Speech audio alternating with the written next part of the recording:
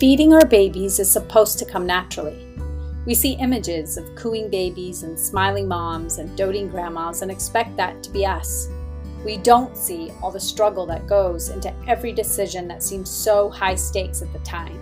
We don't expect all the leaking, the engorgement, the deciding to take a break. We don't expect all the judgment, whether we breastfeed or bottle feed or pump or don't.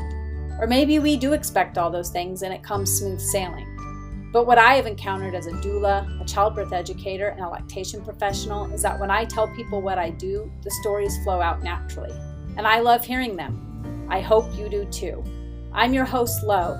Welcome to the Milk Making Minutes. I started the Milk Making Minutes because I'm passionate about supporting breastfeeding people. But more importantly, I knew that hearing real people tell real stories would benefit both the storytellers and the listeners.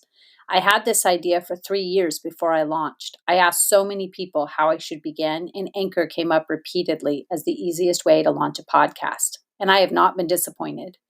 If you are passionate about a topic and have wanted to start a podcast, you can use Anchor to record and distribute your podcast.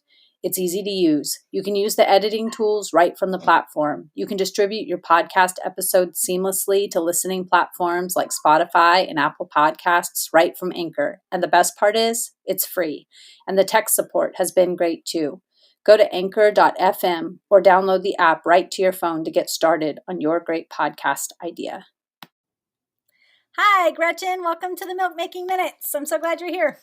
Thank you so much for having me. Yeah. So you and I know each other in real life for like a while now. We had kids at the same time. Yeah. But I would So love at for least you. 9 years, 8 years. Yeah. So crazy. Yeah. We were pregnant simultaneously working together. Mm-hmm. But I would love for you, for the audience, for you to just introduce yourself and your family, however much you would like to say about who you are and what your family is like.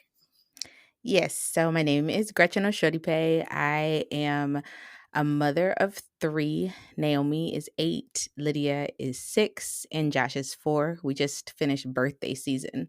So all my kids are almost exactly 2 years apart. Wow. Within like a span of February to March are all of their birthdays. Yeah. And I'm married to my husband, Sam. We've been together for 11 years, been married for 10. Sam is Nigerian, so our last name, Oshodipe, is Yoruba. And yeah, I think Cool. I that's a little never bit knew about our that it family. was Yoruba. Yeah. Mm-hmm. Oh, cool. That's so Yeah. great. Every time somebody sees our name, it's like, it looks like Osodipe, but it's Oshodipe. I'm so glad that you said your last name because I've known you for so long, but I still have it. I respond to everything, and it's always laughable to me because my maiden name was Lee, which is very straightforward. Yeah. So yeah, I went from Daniels to Nigrosh, so yeah, I get it. I feel your pain. Yeah, I get it. Yeah. So 3 kids, oldest 8, youngest. Josh is 3 now? No, he just turned 4. Just turned 4. Okay. Mm-hmm. Okay, so you kind of had kids over a period of time, and we talked about baby feeding over the years, but I'm excited to do it in a more formal way here and to hear about your experiences. So before we get into your experience, I would like to know what your exposure was to baby feeding, breastfeeding, before you were actually doing it yourself. I don't remember having a great deal of exposure to it. I have a best friend who had a baby our senior year of high school, and she nursed her son, I want to say, for 2 years. Oh, wow. And we were 17, Wow. 18. So I was like, what are you doing? Are you supposed to be doing it like that? It was very ignorant. Yeah. And I feel so bad now. I think we've talked about it possibly, but I mean, she was young too. So it was, I got to see her nurse, and I got to see I got to see that. But other than that, probably there was like a huge gap in time between like seven, like my senior year of high school and probably like ugh, the next person that I think I had exposure to who was nursing was a really good friend of mine, and that was in my 20s. That Okay. was in my like my mid 20s. Okay. Um, but yeah, my mother nursed. She nursed all four of us. So I'm the oldest of four, and she breastfed all four of us. And so um, I knew that that was a thing to do, uh, Mhm. and just felt very comfortable with the idea of it. I'm a former classroom teacher, and I've kept relationships with a lot of families, across the years. And I remember breastfeeding one of my kids and talking to a mom, and she's like, "Mm-mm, that's not what they for." And I was like, "That's literally what they're for. Like, that's literally their point." Right. And I just They're remember called mammals. Are you she kidding was just like, "Mm-mm, I want to use them for other things." And I was like, "Yes, I understand that." But like this also is a point of utility. So I even while it had been a gap, I think probably in between the high school kind of exposure to nursing and then kind of having a historical knowledge of women in my family breastfed, or me? my mom did. I don't know Mhm. about her mom and stuff like that, but I know my mom did. Mhm. And then I would say my 20s was like not seeing Mhm. breasts as Mhm. for babies. Mhm. Um, but then as soon as I got pregnant, I just knew that was going to be a part of, our story. Yeah. Yeah. So you're the oldest of 4. Do you Mhm. have memories of your mom breastfeeding any of your siblings? No.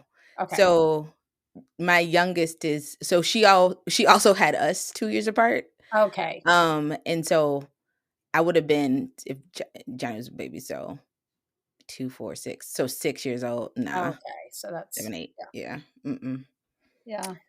I don't recall that. Okay. And so you yeah, I love this story about your best friend having a baby at 17 in high school. Did Mhm. she, go back to school after having her baby?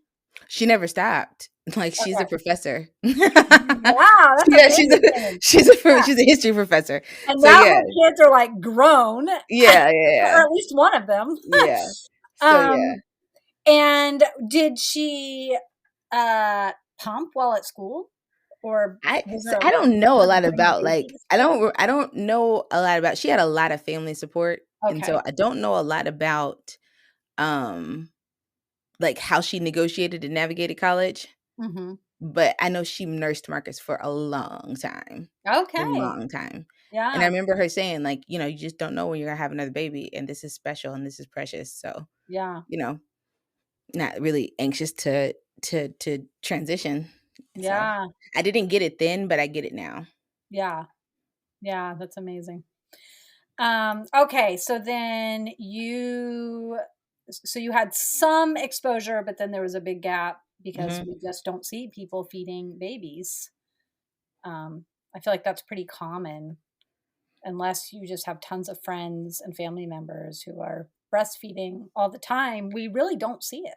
Well, I mean, especially, Um, like, at that age, like, mhm. you're young 20s, like, you're in Right, college, right. so unless yeah, people weren't having I don't think people have babies as young as, Mhm, as much, so, mhm. yeah, And we're about the same age, so I think, by the 40. time you were having Naomi, you were in your early 30s, right? Yeah, I had my first so Nay is 8, so I think I had my first at 32, so I had all of them between 32 and 30.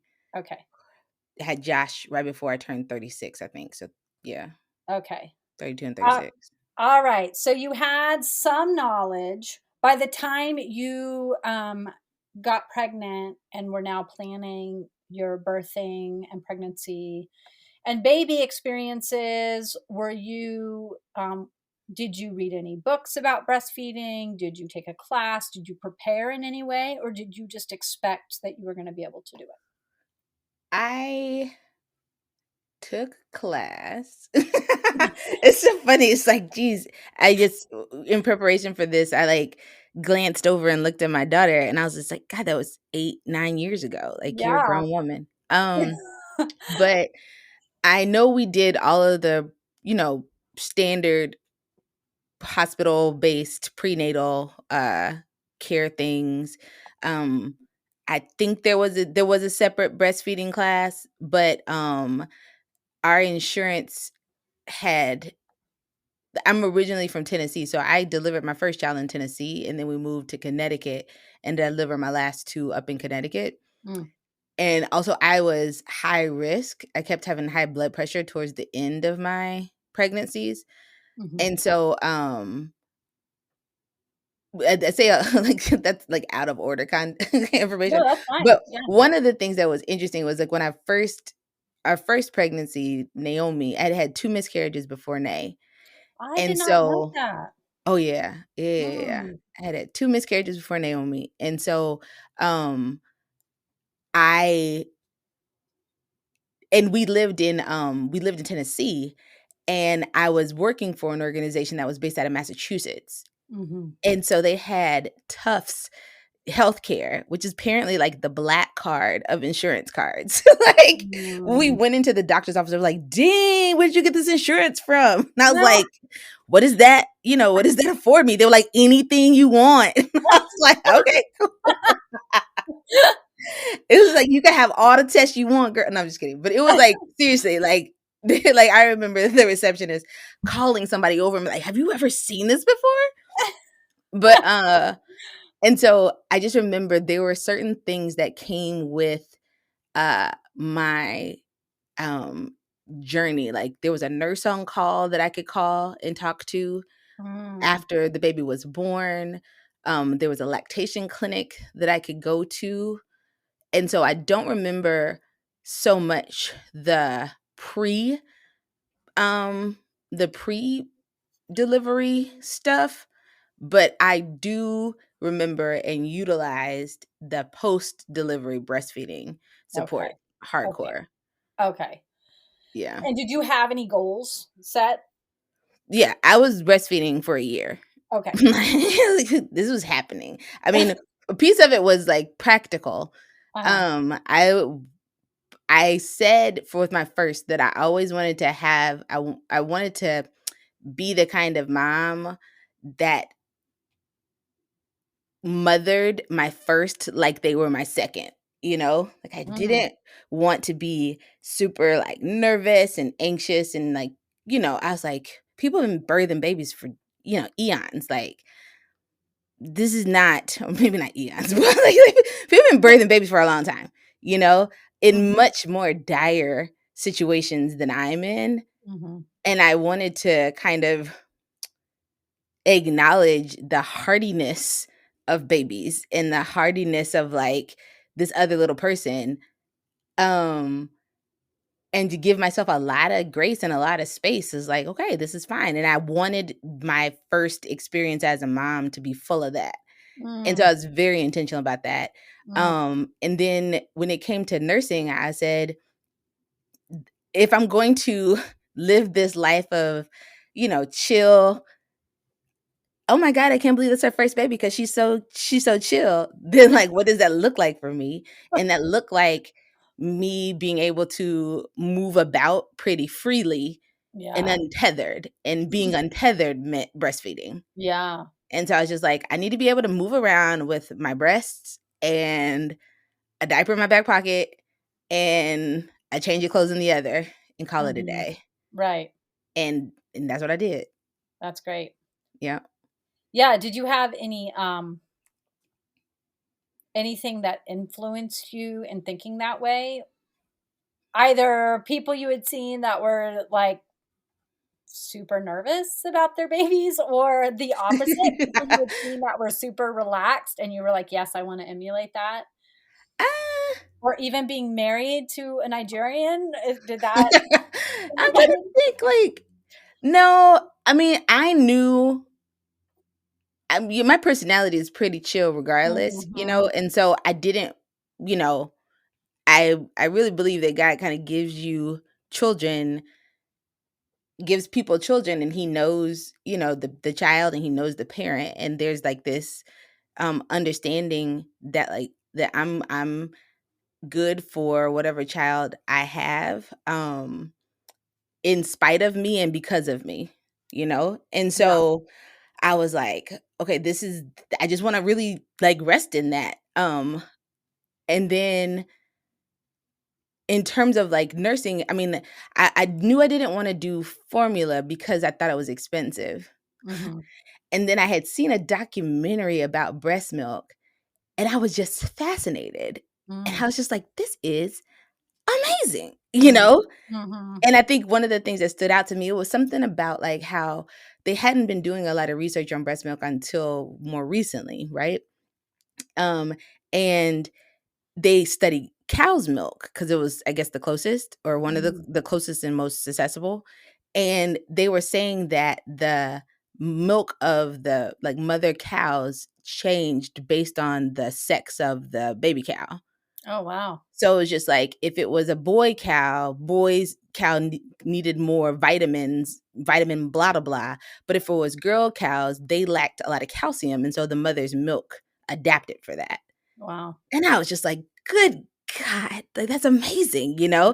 And then they were saying, like, there's things that our bodies do too for our babies, and I was just like, that is just I still am, Mhm. um, amazed by it. It's just one of the coolest things um, that I could have been a part of, so I was just like, "Yeah, I'm down for this." But Yeah. I don't think there's anybody like I said, my friend who nursed, I saw her like, really appreciate it and enjoy it, Mhm. and I don't think I don't think I appreciated it, you know? I didn't appreciate it then as a young adult, and I don't think I appreciated it until I was, like, well into nursing Yeah. my Right. own. Right. Um, Yeah. but yeah, and I think Yeah.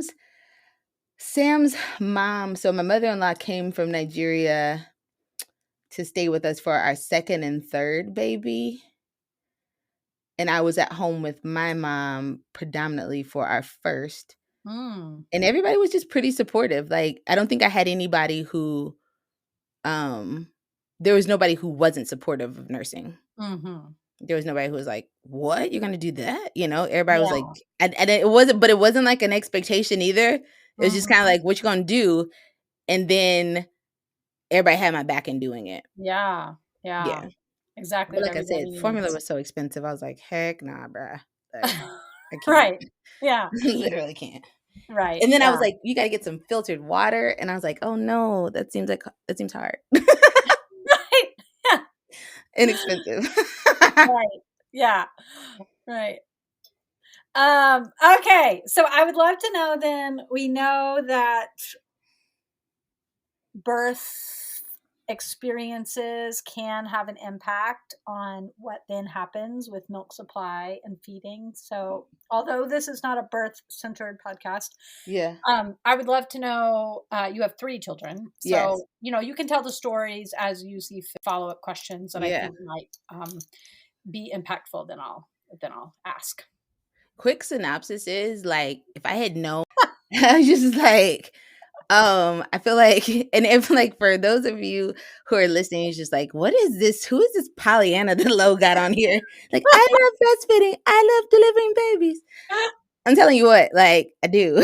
Um, so and, like, I am not a small girl, and so I also loved being pregnant because it was, like, a reason for me to be bigger.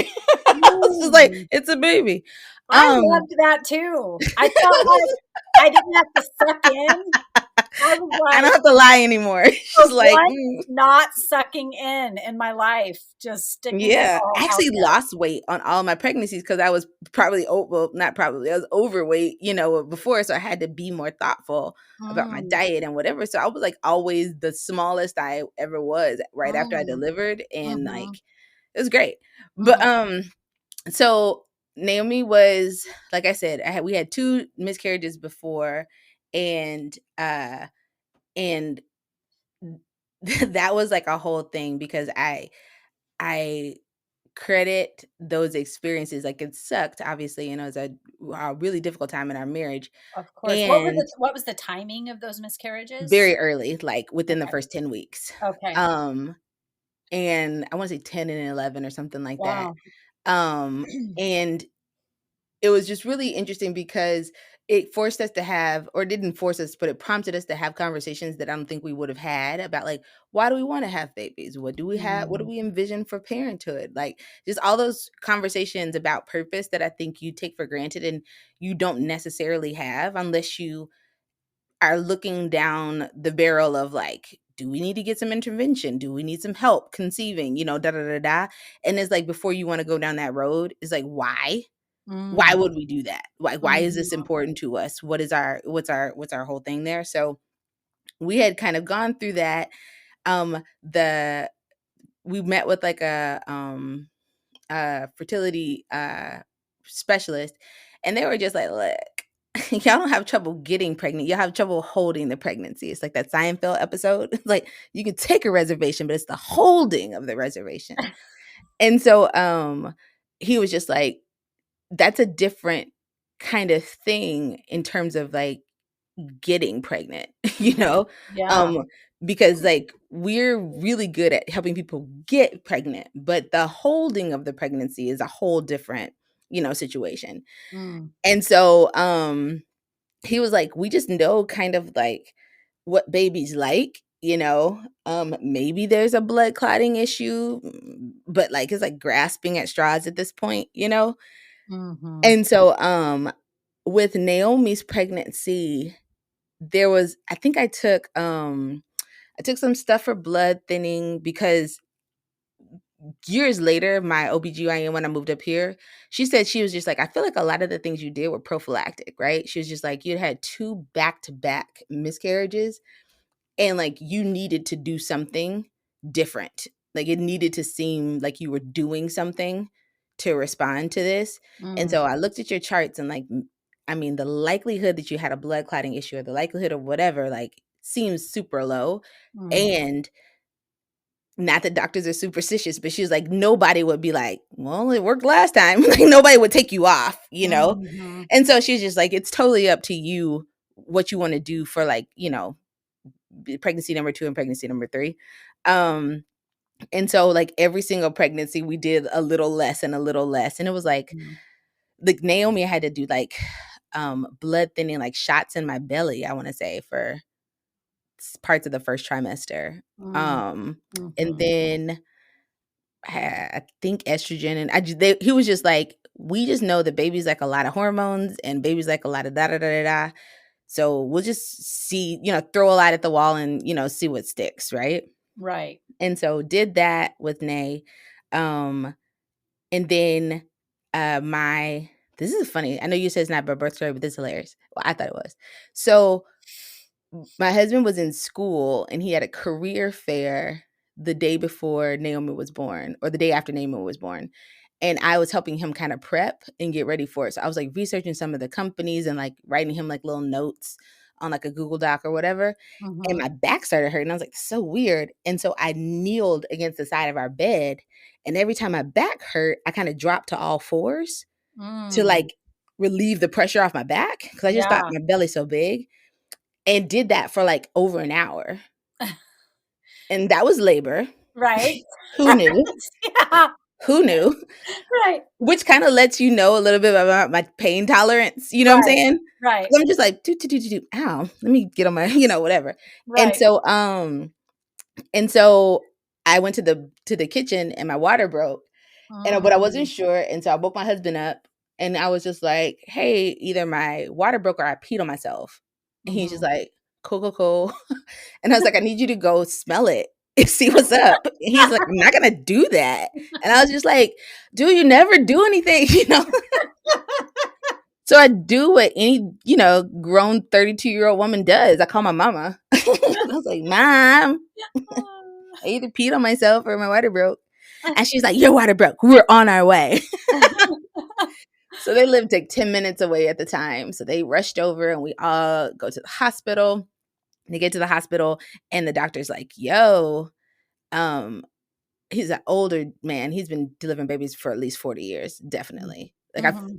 I'm like not even exaggerating because I think he delivered one of my mom's friends' children, Mm, right? mhm. And so Dr. Tribute, shout out, he's the bomb. He was like, uh he met me there and he checked me and he's like, "Whoa, what's up?" He's like, he didn't say this. I'm paraphrasing because he doesn't talk like this. But he was like, "Dang, your blood pressure." And I was just like, "Oh, am I gonna die?" And he's just like, That's not what you wanna hear your doctor say. he really didn't say that. But like Right, right, this is but all then how you things are interpreted it.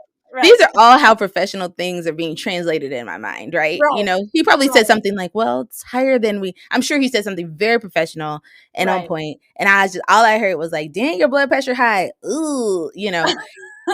And so he was like, "We need to get this baby out because that's the thing that's going to bring your blood pressure down." I was like, "Cool."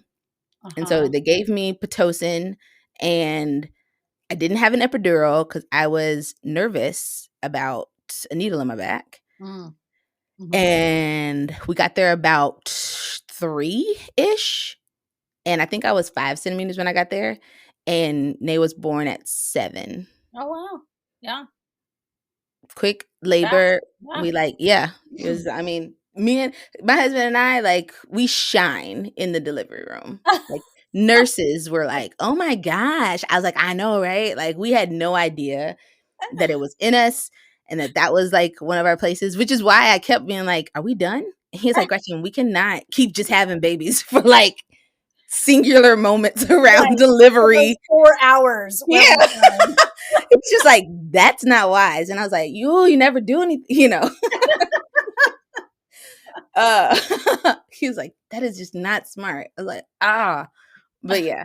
So I mean, my births were all very quick. Mhm, Um you know, as comfortable as birth ever is, I mhm. had relatively small babies. So Nay was 5'15". Mm, Lydia was 6'3" and Josh was 6'5". okay, Um, and you know, all Pitocin, no epidural, under 4 hours of labor okay, in the hospital. in the hospital. And all And induced in some form or fashion okay. because of my blood pressure. And all induced meaning so with that first birth experience, you were in labor, but then used the Pitocin to help you along once you got to the hospital. With the Right. other 2, were you also in labor once you got to the hospital, or was it more of a With the scheduled? last one, yes, like, I was having contractions at my, like, 38-week appointment kinda thing. Mhm. Um, with my middle one, no. With my Okay. middle one, I went in for my 38-week checkup, and they were like, "Ah, your blood pressure," and I was like, "Again?" Uh-huh. And they were Yeah. like, "Can you have this baby today?" And I was just like, "Let me see about my childcare for the other one." Mhm. And so, yeah, that was what we did there. But that Mhm. was the whole, like, she broke my water, like, did something to my membranes. I think it scraped, but that sounded harsh, but I think that's what they call it. They sweep Um, your membrane. Yeah. good. Sweep Yeah. it? Yeah, they call it Okay. sweeping the membrane. Okay, not scraping it. Oh, I yeah. mean, I don't know, maybe somebody No, no, no. needs You're like, scraping. "Maybe yours was extreme." No. You're like, Yours "Mine was were sweeping the swept. I don't membrane. know what they're doing to your membranes over there." Um, but she did that, and Mhm. then, and then I just kinda and I for the second one, I, like, called my husband. I was like, "Hey, they're, breaking my water." He's like, "Oh my god, I didn't tell my boss I was having a baby today." And I was like, "Cool, cool, cool. Well, if it's anything like the other 2, if you don't leave now, you're gonna miss it." Uh-huh. So, I Yeah, get here. He was so funny. okay. Alright, so then tell me about the immediate postpartum experience. You have a baby, it's really Yeah, fast, 4 hours, and yeah, you were in 2 different hospital systems, so yeah. Tennessee and Connecticut.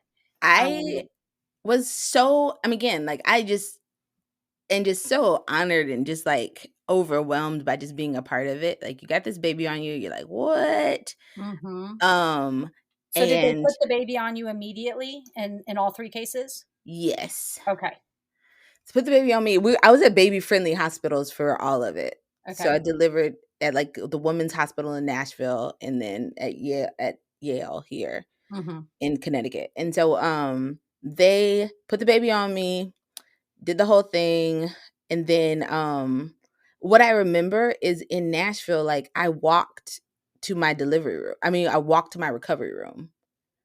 Wow. And I was just like, this is like I just gave birth. And I'm walking down the freaking hallway. And Like waving this at is people. because I remember like not too even long ago before, not too long before I gave birth, like I just remember seeing people maybe at church or whatever who had given birth. And somehow in my head, I just was like, wow, I can't believe I see them out in the streets. Like, what? You Mhm, know? And it's like mhm, just amazing how quickly your body recovers from something that is just mhm, so traumatic and such a big deal, but you're designed to do, you know? Like I feel like, it's just amazing. So I walked to my recovery room and had a really nice southern breakfast in Nay's case because she was born at 7 a.m. mm, Um mhm. and yeah, uh for the other ones, I knew like Lydia, I felt like they were gonna admit me, so I got some lunch before I went. Uh-huh. And then Josh's was scheduled.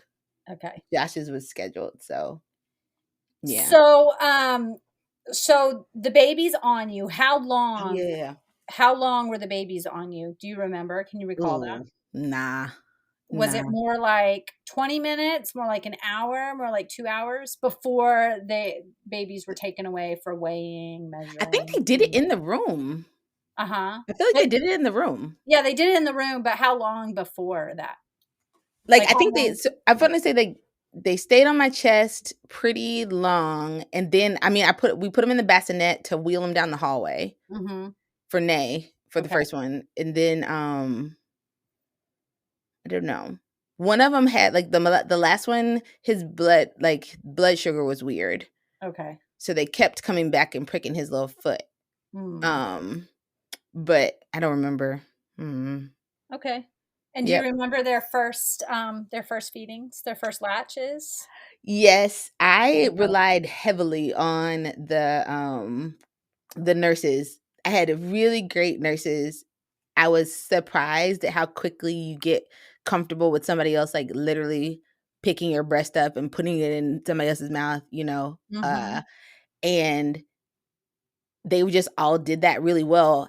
I think it didn't no matter how many times I had done it, and I had my kids relatively close, right? And so Mm. I had to get extra tutoring.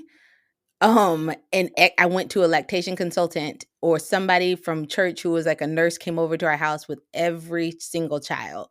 Like Mm. I focused on figuring out the latch and figuring out our positions and all that other stuff hardcore, I know, for the first 2 months of every kid. Mm. Um, like, I remember tears. I videotaped myself with Nay Oh. a couple of Mhm. times because I could not see what I was doing wrong, and Mm. I was like, "This doesn't work."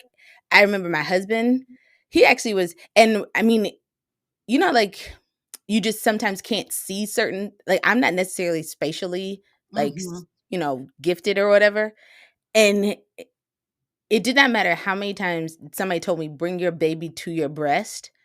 I always tried to, like, put my nipple in the baby's mouth, like a Yeah. straw, you know? It Yeah. didn't matter how many times I saw there's, like, a video on the pump station that I watched over and over and over, and it was, like, for every single child, it took a couple of weeks at least for it to click, like, "No, seriously, bring the baby to your breast," instead of, like, the Mm. opposite, and Mhm. whenever I didn't, I would end up with this weird latch, and it'd be painful, but I did not stop. I always, like, put my finger in the side of their mouth and tried again, you know? Mm. Um, and I fortunately was not that, like, deterred when the baby was fussy, you know? Yeah. Like, if the baby was crying, it's like, "Oh, I'm so frustrated," or whatever, I was just like, "This is what babies do. I will be frustrated too, but, like, I am the Mhm. only food source. So, like, don't put pressure on yourself, Gretchen, just figure out how to do it." You know? Like, I was Mhm. very calm about that, Yeah. And I think I was only, like, worried because, like, sometimes you'll start, like, expressing milk while you're trying to get it right because 'cause you're, like, Mm, you're let down, and that always messed me up because I didn't have a good mm, grip, you know? mhm, But, other than that, like, Cheryl came over. She was a nurse from my church, and she was a lactation consultant. She came and helped me with my latch for Lydia. Um, and Miss Mimico came over. She was also a lady from church. She helped me with my latch for Josh and Lydia. mm, Um, and they all just made sure that I got it. And I just mm. always felt like, dang, I literally just did this. Like, why Yeah. am I struggling? Well, it's amazing the difference between nursing a one-year-old and nursing a two-day-year-old, you Mhm. know? Yeah, Like, yeah. you Uh-huh. kinda forget how different it feels Yeah, yeah. from a bigger child to an itty bitty To a baby, and baby. each baby Yeah. is different. Their anatomy Mhm. is different, their mouth is different, Yeah. so, they're learning too. Yep. Yep, yep, yep. Yeah. Yep. So you said you got support in the hospital. Do you remember the days that your mature milk came in, like when it switched from colostrum to Uh I have a journal. Mhm, I could probably find it, but I kept the little journals that they gave us um from the pediatrician's office as well as like a milk log mm, um mhm. to try to see like which side I nursed from and stuff like that until we got into a good rhythm, Yeah, right? yeah. Um but I want to say like 4 or 5 days maybe. 4 or 5 days Does for that each of sound them? does that sound right? Yeah. Yeah, yeah, that's within Maybe 4 or 5 days. the range. Yeah. Um Yeah, that sounds about right. And it was funny because I never felt like probably my diet, I don't remember, but I remember my one of my, managers, she had a baby at the same time as I did with Naomi, and I traveled a lot for work. Like, I traveled a lot. And that was one of the other reasons why I was so excited and just so in love with nursing is because I was constantly on the plane with a newborn. Mm. And I saw people's eyes, like, when I got on, and I just was like, "Don't worry, I'm nursing," you Right, know? right. And Yeah. literally, like, every time I got off a plane, people were like, "Oh my gosh, I didn't Mm. even know a baby was on the flight." You know, I was like, "Ah," Mhm. you know, which I don't know if that's like a they meant it as a compliment, you know, Right, but it's like, right. whatever. But I never felt scared. I never Mhm, felt like, "Oh, this baby's gonna be fussy and there's nothing I can do because we were nursing," you know, so mhm. I was nursing. Um, but I remember with my manager, she had a baby and we were both pumping and she put hers in the refrigerator, and I looked at hers, I was like, "What?" And her milk looked like vitamin D, whole milk, you know, and mine looked Mm. like skim next to hers. Mm. And she saw me Mhm. looking at her, she said, Gretchen, don't be trying to take my milk." I was like, "Nobody want your milk? Like, what are you talking about? Like, I would that's so why would I even want that?" But I totally did. Yeah, Oh, right. I was like, Yeah, "Her kids are gonna grow up so big and strong." yeah, just a different composition. Yeah, But yeah, so yeah, at least at those times of the day, you know? right, she Right. was killing it. Like, I was Yeah. like, "That is amazing." But I Mhm. pumped a lot. Um, I pumped from the beginning too. Like, I had a friend, our babies are 1 day apart, but she had twin boys. Mm. And I remember Jessie, like, she had a whole nother storage of milk, you know? And it's kinda like how when I first started teaching, it's like, "Oh, I wanna have files. I wanna have, like, institutional knowledge about such and such." That's how I approached, like, nursing. I was like, "I wanna have files. I wanna have so Mm. much frozen milk." Um, Mhm. but yeah, because I knew I was gonna be traveling too, so I wanted to make sure that when I was gone, like, my husband was set and the baby Yeah, was set. yeah. Yeah, so, you said your milk came in around day 4 or 5, and were you already home at that time? Yes. Okay. Mhm. And did your babies lose weight at all from birth weight? Yeah. Okay. Yeah, all of them lost, like, some ounces, Okay. but And nothing severe. okay. And was that stressful at all, or you just knew to expect that? And Just I kept did on feeding. I did know to expect it. I mean, Nate was 5'15", so she was tiny, Yeah. I thought she was tiny. Yeah. Um, and so I was just like, "Wow, this baby's really small." Um, but I wasn't worried.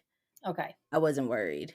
And did anyone else, was there anyone like your pediatrician or, family doctor, was anybody else worried, or everybody just was supporting what you were doing? Yeah, everybody was supporting. I mean, she looked, and I think it's just so interesting because I've thought about this maybe since, like, she's a girl. Mhm. And so I mean, I feel like it's like a piece of it. She just looked like a tiny little doll. Mhm. That's what people just used to say all the time. Like, oh my gosh, she looks like a doll. She looks like a doll. And so I was just Mhm. wondering, like, if she had been, she was, my husband's a smaller frame, and then my family's petite. Mhm. And so she was always a petite. All of my kids, Josh was like on the regular, like the average kind of growth curve, but my girls are petite. I think they're Mhm. projected to be like 5'4" and 5'5". Mhm. And so I think they just saw her as like this like petite little baby. Okay. And nobody ever said anything. Okay. So no one was worried about the growth Mm-mm. curve. All right. Nope. And and how did you know in those early days, like before your milk came in, Mhm. but you were, your babies are still getting milk, it's just colostrum, it's that early milk. How Yeah. did you know that they were taking in milk and swallowing some amount of milk as you were waiting for that big, for your mature milk to come in? I mean, I was really Remember? comforted by like what I had heard, like the science of like their bellies are the size of a nickel or a penny or whatever, right? Yeah. And Yeah. so that little bit that you gave them filled them up. Like I was like, Mhm. bet. Like I am definitely one of like not looking for problems. you Mhm. know, Mhm. I was like, that's what you told me. That's what I believe. Cool, cool, cool. Mhm. And unless there's a problem, like I'm going to assume that everything's all good. Mhm. And so, and then when it came in, and I wasn't sure because my latches weren't consistent, then that's when I went to the lactation consultant, and they did the way before Mhm. and they did the way after Mhm. of the feeding, and then that's how I benchmarked it. Yeah. Yeah. Okay. And when they did those weighted feeds, that helped you just in between time to know, okay, yeah, we're good. I can tell from this pinpoint in time. I think once Definitely. I just assumed, like I said, I feel like that one of the themes of like my whole journey is that like I don't have to know, I don't have to understand everything. My body was kind of designed for this. Mhm. Like it was designed for this baby. Like I like it's like the mystery of it all, even though there's Mhm. science to it, right? But the mystery Mhm. of it all just is kind of what got me. And Mhm. so I didn't worry about the milk as much once I got my latch good. Okay. I was like, once she's latched and it's not painful, Mhm. then if I'm feeding at will, we're good to go. Yeah. And so then I didn't sweat any of the details around that. It was just like anytime she wanted to eat or he wanted to eat, then I fed, Mhm. you know? So that's Yeah. kind of how I did it. Yeah. Now, Gretchen, you and I have talked a lot over the years about systemic inequities that exist, uh, within education, where you and I have been involved in the education sector, and we know they exist within the birth world. Mhm. And the support that Black women receive in the United States when it comes to both birth and lactation is is documented as being different and Mhm. subpar Mhm. than what their middle class and rich white counterparts receive, and Mhm. even not rich and middle class. So I'm just wondering if you sought out care providers that you knew were going to listen to you and make sure that they took you seriously when you were making choices about feeding your babies, um, or if that just fell into place based on where you were in Nashville with Naomi. And then how did that work out for you as far as making sure that when you were seeking out care providers who listened to you and who were aligned with your goals, as a Black woman in the United States, did you encounter any of those inequities, or not feeling listened to, or did you feel like for you, um, that Yeah. wasn't that wasn't a part of your experience? That wasn't a part of my experience. So my other best friend from high school is an OBGYN. Mm, And so she's a Black woman. So like I feel like earlier on in the pregnancy and just in general, I would always uh I'd always like not save my I was like, I'll save my crazy for you. But like I just ask like her anything, you know. yeah. I also felt very safe. My doctor was an older white man, Mhm, um, very old school, like very. Some mhm, of my girlfriends were like, "How did you? How?" And I was just like, "I don't mind him. Like, I think he's great, and I trust him." You know, mhm. I felt like uh, I didn't ever feel like he wasn't listening to me. When his daughter, like, when I lost one of the babies and I had to when we went to go to the checkup and there was no heartbeat for the ultrasound, like he and his daughter like held my hand and like Mm. wept with me, you know, and prayed with me. Aw. You know what I'm saying? And so like it was I trusted them and cared for them and I felt like they cared for me. Okay. And then in terms of nursing, like I said, I always had um people from our church community or like church community definitely because those were the nurses that came over to our house after I delivered and Yeah. like gave me like one-on-one sessions, you So know? you sought out people within your community that Yeah. you already trusted. Well, And who were and yeah, who were yeah, and yeah, who were that was their job, you know? right, right, And so I exactly. was just like, "Yo, Yeah, like I'm yeah. having trouble. This is not working." And they were Mhm, like, "I'll watch you. Like, let's try," you know? mhm. And time again, they were like, "Quit trying to not bring your baby to your breast." Yeah, yeah, yeah. But yeah, I didn't experience that, and like I said, I also had access to, you know, being able to go to a lactation consultant, you know? Exactly. I also had Right, a job that I was working from home right, 8 years ago. right. So, like, I could go to the lactation, you know, Exactly. but the first was I working in a school?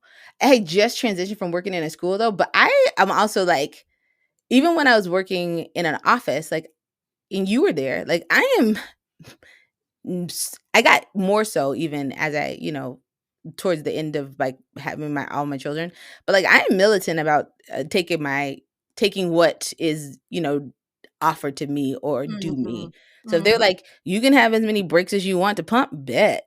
You Right, know what I'm saying? exactly. Yeah, Like I took right, that, you know. right. If it's a If good we're having a place and meeting, like I'm right. sitting there, if we're having a meeting in the office and like I didn't even ask for permission, I definitely took a apologize or what's the phrase like don't ask for permission, ask for uh Forgiveness. yeah, I always Mhm, took that route. It's like, "Oh, I'm mhm. sorry. This isn't bring your child to work day? I didn't know." You know? Like I thought you said we were having a 5-hour step back in the office and y'all know my baby's at home with me most of the time, so I just assumed that y'all knew that I would be bringing them. Sorry, Right, you know? right. Yeah. "Oh, we're sitting at this table for a long time. I'm nursing my kid here. Like I can put a cover up or y'all can see my whole boob. Like I don't care." Mhm. Um and so I was but I wasn't even in uh work settings where that was like people were like, "Oh my gosh," you know.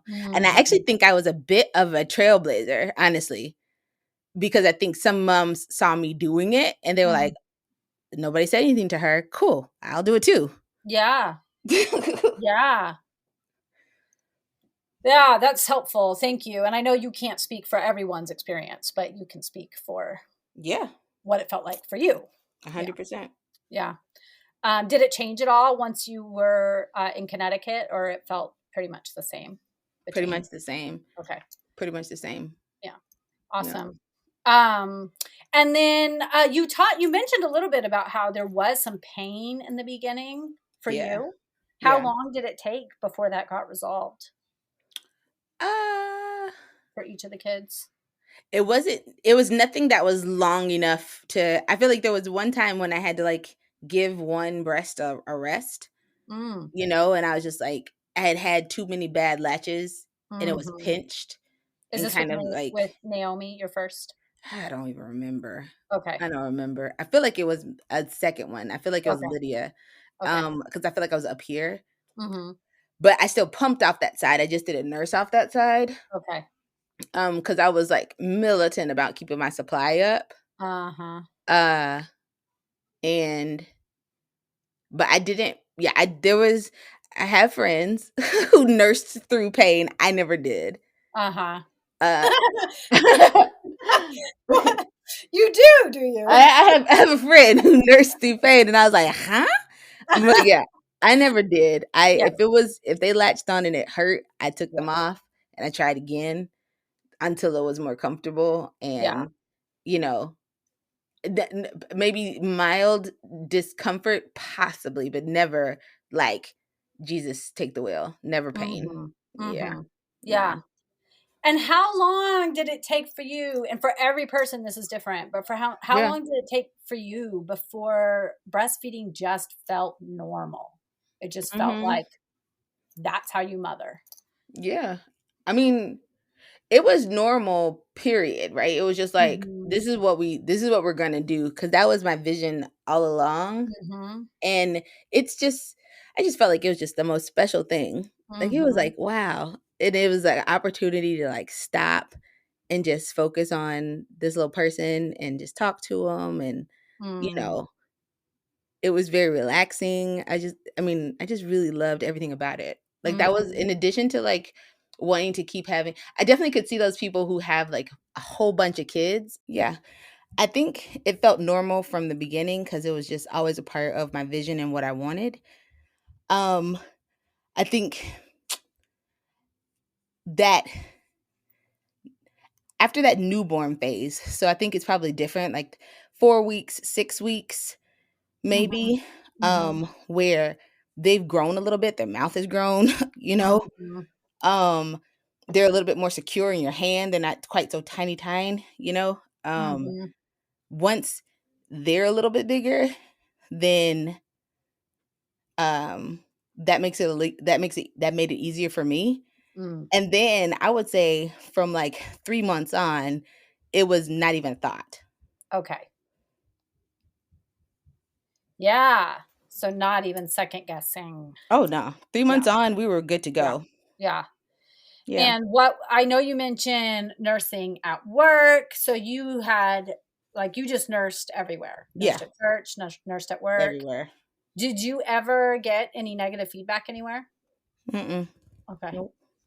Yeah. You just took your space and made it clear that that's what you were doing. And I mean, I felt like it was like I don't know. I felt like it was like I didn't yeah, I never saw anybody who was like, "Oh my gosh," you know? I Mhm. definitely remember one time on a plane, I was gonna nurse Naomi, and it was the first time I was gonna try to use a cover over Mm. her, Mhm. and I just assumed it would be okay. Mhm. And she played with that thing so hard. We were on a Yeah. plane, Right. and I was seated next to, like, a 16-year-old boy. Uh-huh. And I see his mom was across the aisle, and Uh-huh. I just kinda looked at her like, "Your son's definitely gonna see my breast." Like, Right. 'cause, Right. like, there's nothing I can do. Naomi was so confused. She's like, "What is this?" I Right. was trying to, because normally I hadn't used it, but, Uh-huh. You're I like, was "This will trying be to fine." yeah, I never thought I was like, "Oh, it'll be like, a tent."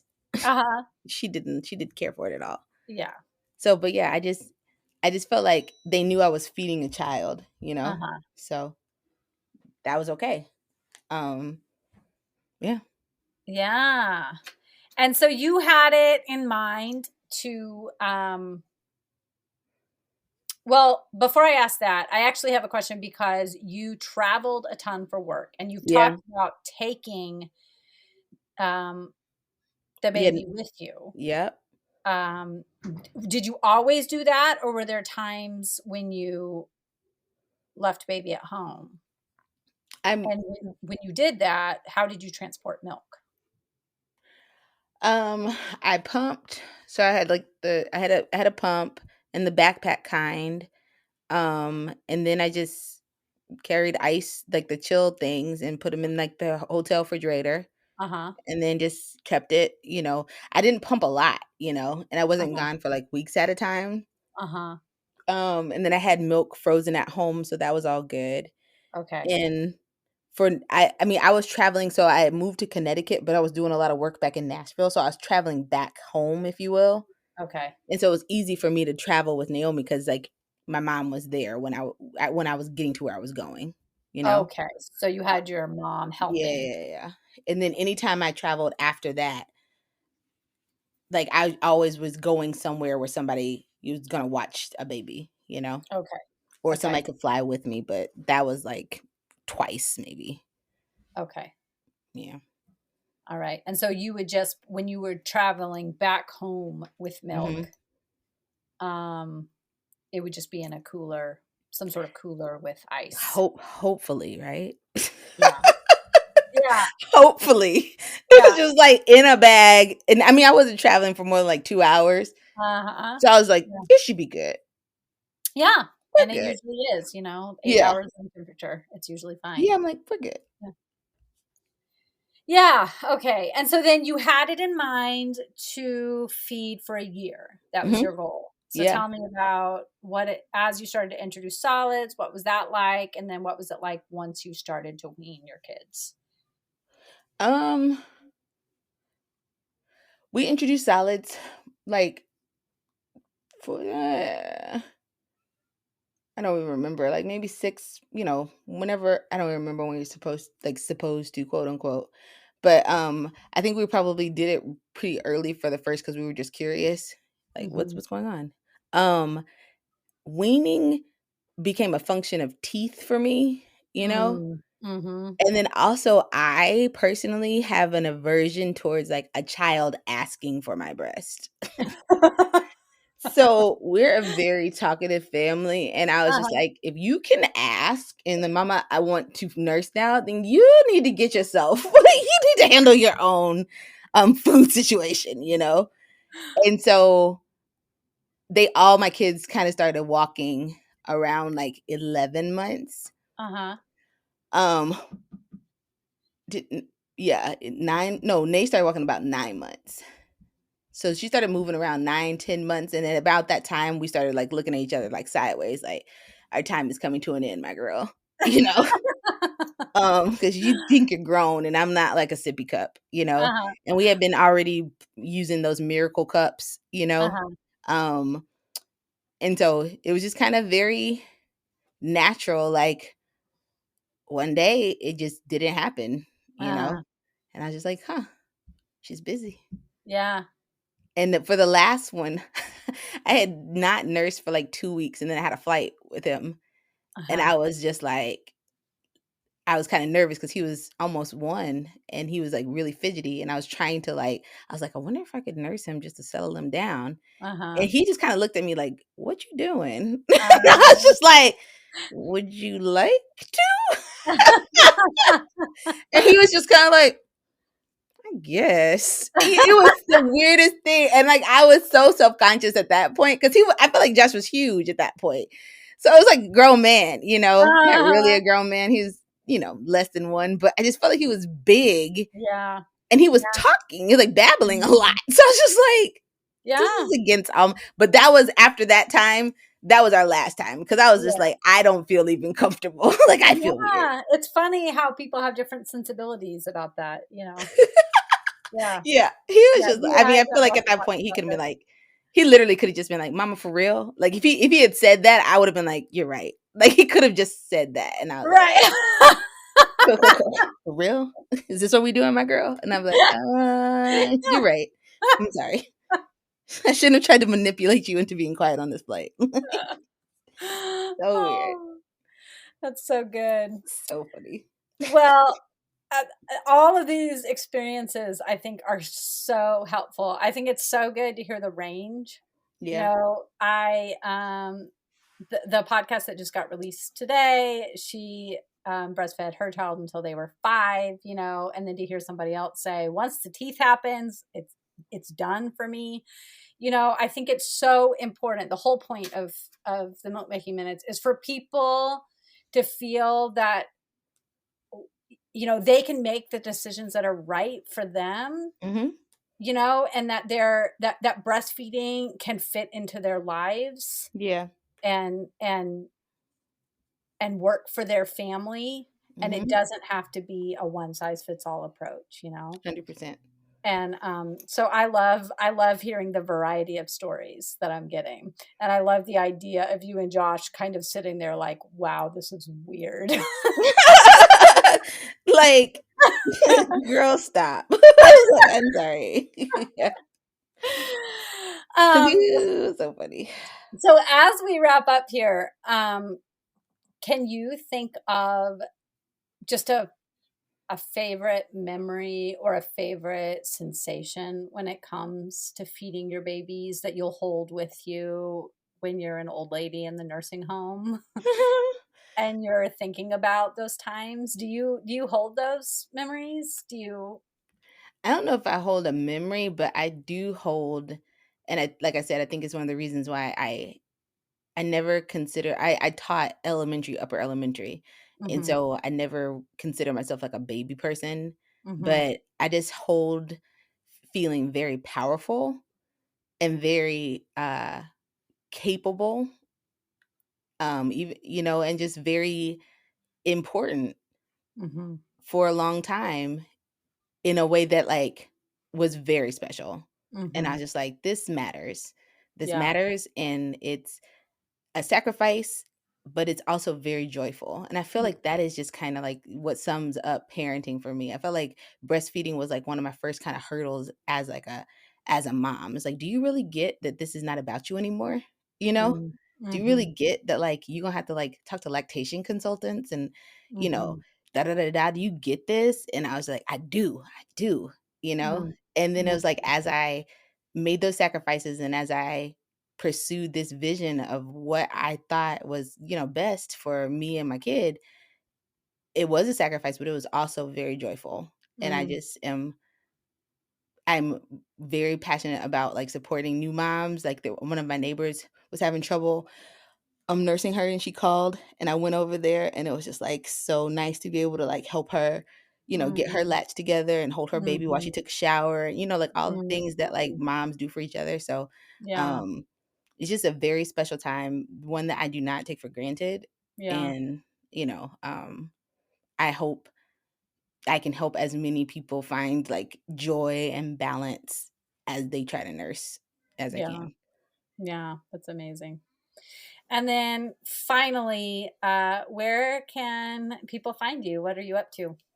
Oh, so I started an organization called Co-Teach, and we support families with at-home learning and partnering with educators and community members and folks who are just helping them help their child, help them Mm. educate their child, help them nurture their child, holistically as a learner. And so you can find me at Co-Teach, like we are co-teaching our children, coteach.org. Mm. Um, and yeah, Great. Awesome. Well, all my millions of listeners will flock to co-teach to get support because you're amazing at it. Yeah. thank you so much. I appreciate it. This has been so fun. Awesome. It has been. Thanks, Gretchen. Thank you, love.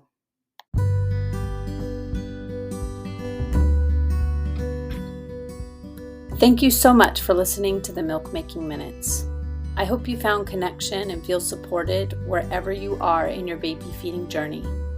The views expressed in each interview are deeply personal and sacred, and I'm so grateful to each person who was generous enough to share their story. It is also true that those views are solely theirs and do not necessarily reflect my opinion or advice as a lactation supporter, and this podcast does not qualify as medical advice. If you are struggling to feed your baby, please seek out the support of a local IBCLC.